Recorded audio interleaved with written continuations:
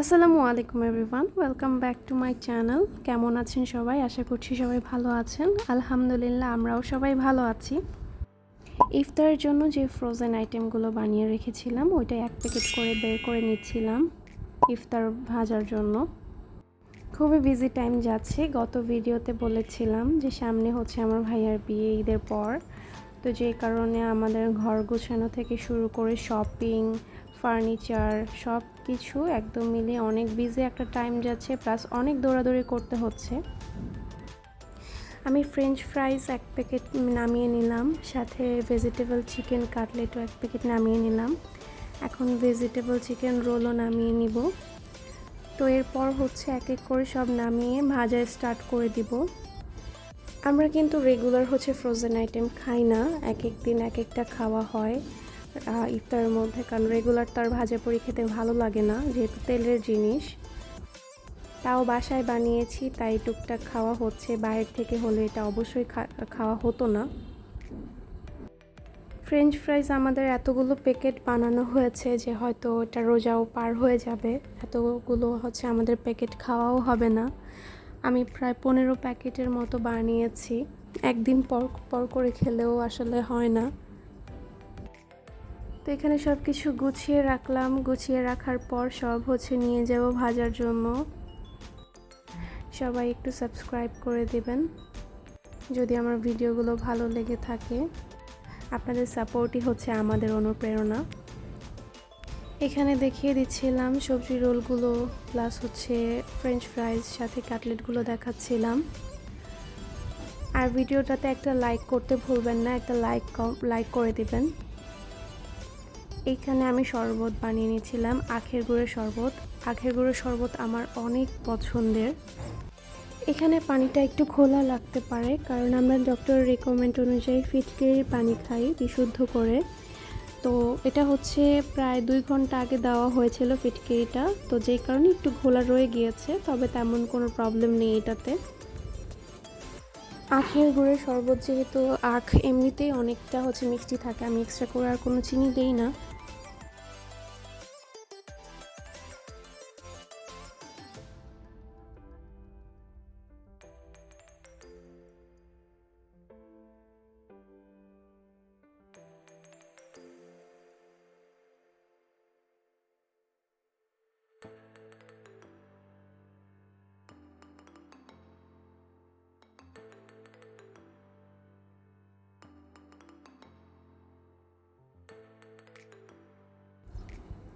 এখন হচ্ছে আমি ইফতার বানানোর পর যে প্লেট বাটিগুলোতে রাখবো সেগুলো এক এক করে ধুয়ে নিচ্ছিলাম।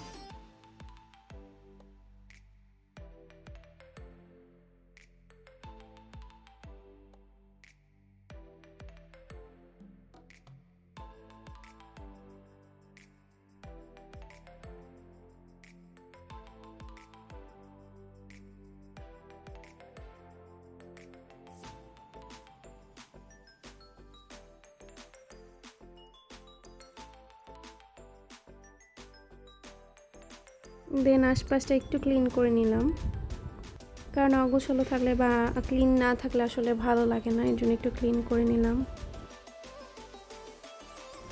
দেন চুলা জ্বালিয়ে তারপর হচ্ছে কড়াই দিয়ে দিলাম, তারপর তেল দিয়ে দিব। ভাজার প্রিপারেশন নিচ্ছি, ভাজা স্টার্ট করে দিব।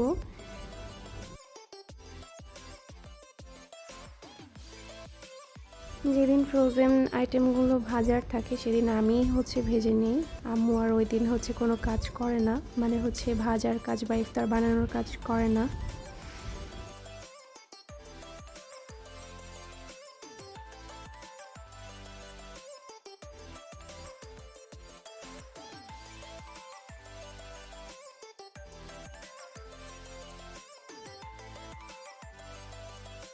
এইখানে দেখলাম যে তেল হচ্ছে শেষ হয়ে গিয়েছিল, দেন আরেকটা তেলের বোতল হচ্ছে নামিয়ে নিলাম।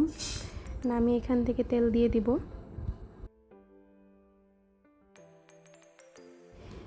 এখন যে কাটলেটগুলো আছে এই কাটলেটগুলোকে ভাজার জন্য আমি হচ্ছে কর্নফ্লাওয়ার নিয়ে একটু পানির সাথে গুলিয়ে তারপর কাটলেটগুলোকে সেই কর্নফ্লাওয়ারে তারপর একটু ভিজিয়ে দেন হচ্ছে ভেজে নিব। সেক্ষেত্রে আর ছেড়ে ছেড়ে যাবে না, তেলের মধ্যে দেওয়ার পর অনেক সময় কাটলেট হচ্ছে ছেড়ে যায়, সেক্ষেত্রে আর এরকমটা হবে না, খুব সুন্দরভাবে হচ্ছে আপনার বাইন্ডিংটা ঠিক থাকবে।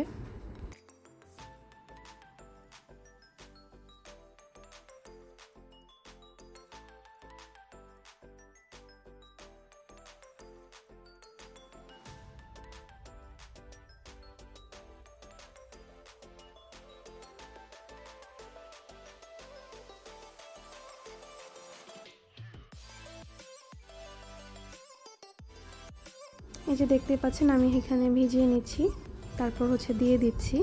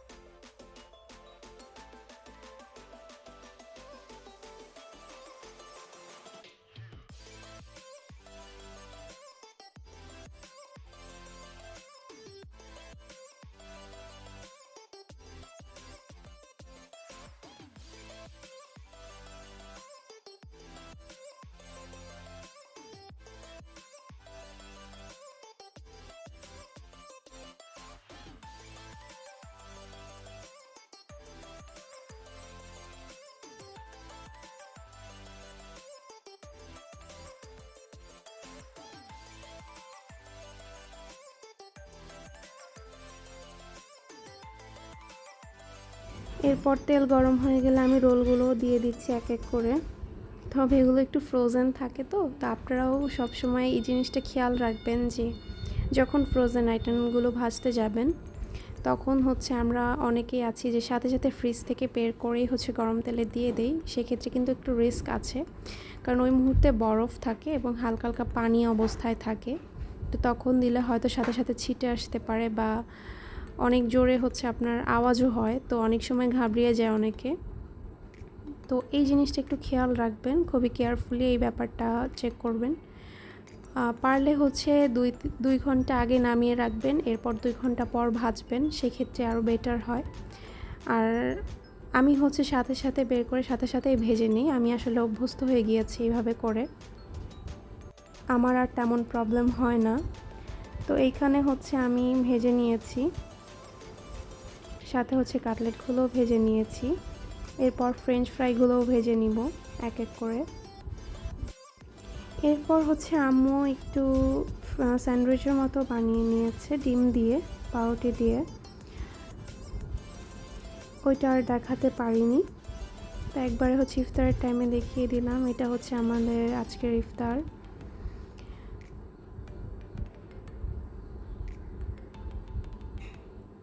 রাতে হচ্ছে গরুর গোশত রান্না করা হয়েছিল, এটা হচ্ছে আমাদের রাতের জন্য এবং পরবর্তী সেহরির জন্য বানানো হয়েছিল। গরুর গোশতটা দেখতে খুবই লোভনীয় ছিল এবং খেতেও খুব মজা হয়েছিল, দেখতেই পাচ্ছেন, দেখেই বোঝা যাচ্ছে। আচ্ছা, এখানে হচ্ছে আমার ভাইয়া খেজুর এনেছিল, তো এটা আসলে অনেক প্রথম রোজার শুরুর দিকে এনেছিল, আমার তখন ভিডিওটা আসলে অ্যাড করতে মনে ছিল না, এ কারণে এই ভিডিওর সাথে অ্যাড করে দিলাম। এটার প্যাকেজিংটা এত সুন্দর ছিল, মাশাআল্লাহ, দেখতেই খুব ভালো লাগছিল, আর ভিতরে খেজুরটা এরকম ছিল, খেজুরটা অনেক ভালো ছিল, দেখতেই পাচ্ছেন প্যাকেজিং দেখে এবং এটার অল ওভার দেখেই বোঝা যাচ্ছে খেজুরটা খুবই মজা ছিল। একটু মিষ্টি বেশি ছিল, কিন্তু খেজুরটা খুবই ফ্লেভারফুল ছিল, খুবই মজা ছিল।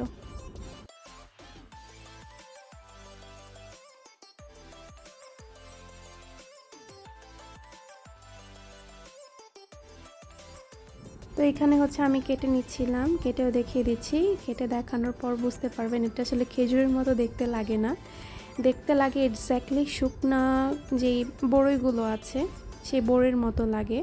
তবে এটা কিন্তু খেজুর ছিল, বড়ই ছিল না। আমি এটা আসলে বলতে পারবো না এটা কোন টাইপের বা কোন জাতের খেজুর ছিল, কারণ খেজুরও কিন্তু অনেক টাইপের হয়ে থাকে, তবে এটা খেজুরই ছিল। এই যে দেখতেই পাচ্ছেন বড়ির মতো দেখতে, শুকনা বড়ির মতো। এরপর চলে গেলাম আরেক পরের দিনের ইফতারে। যেহেতু সারাদিন আর কোনো কাজ তেমন করা হয় না, আর ভিডিও করা হয় না, আর রোজার মধ্যে আসলে ভিডিও করতে খুবই কষ্ট লাগে। আর যেহেতু আমরা খুব বিজি, আপনাদের সাথে অলরেডি শেয়ার করেছি যে আমাদের খুব দৌড়াদৌড়ি করতে হচ্ছে, শপিং অ্যান্ড অল। যেহেতু হচ্ছে সামনে বিয়ে, আর আমরা দুইজন মানুষই আছি, ভাইয়া অফিসে থাকে, তো এই কাজগুলো আসলে আমরা ছাড়া আর কেউ করতে পারবো না। পাশের ফ্ল্যাট থেকে আমাদেরকে ইফতার দিয়েছিল, তো একটু ওইটাও ভিডিও করে দেখাচ্ছিলাম। সেই দিনই ইফতার দিয়েছিল। আমি হচ্ছে শর্মা বানাবো, যেই কারণে আমি হচ্ছে একটা সস বানিয়ে নিয়েছিলাম, আর হচ্ছে এখানে শসা কেটে নিয়েছিলাম। শর্মার আসলে মেইন ইনগ্রেডিয়েন্টস আমার মনে হয় যে শসা ছাড়া আসলে মজা লাগে না। এখানে আমি হচ্ছে চিকেনগুলোকেও হালকা একটু সটে করে নিয়েছি, ভেজে নিয়েছিলাম একটু গোলমরিচ মরিচের গুঁড়া দিয়ে, একটু গ্রিল টাইপের আর কি ভেজে নিয়েছিলাম। শর্মাতে আসলে যেই টাইপের হচ্ছে চিকেন দেয়, যেভাবে কুকড করে ওইভাবেই। সসটা আলহামদুলিল্লাহ অনেক মজা হয়েছিল। এই সসটা আমি একটু বেশি করেই বানাই সব সময়। আমি এটা কিন্তু ডিম দিয়ে বানিয়েছি। এটা কাঁচা ডিম দিয়েও বানানো যায়, একটু হালকা সিদ্ধ করেও বানানো যায়, আমি সবভাবেই পারি। আমি সেদিনেরটা বানিয়েছিলাম হালকা সিদ্ধ করে, তো ওই দিনেরটা সব থেকে বেশি মজা হয়েছে। আর এটার রেসিপি একদিন আপনাদেরকে দেওয়া ট্রাই করব যে সসটা কিভাবে হয়। অ্যান্ড এই সসটা আসলে এতটা মজা হয়েছিল যে আমার ভাইয়া পরিকল্পনা করে ফেলেছিল এটা দিয়ে বিজনেস করার জন্য। একটু মজা করছিলাম ওই মুহূর্তে আমরা। ভয়েসটা আসলে দেইনি, দিলে হয়তো বুঝতে পারতেন। তো এখানে আমি হচ্ছে শর্মার জন্য যে রুটিটা ছিল ওইটাও বানানো হয়েছে, এক এক করে বানিয়ে নিচ্ছিলাম। তো বানানোর পর হচ্ছে আপনাদেরকে দেখিয়ে দিব।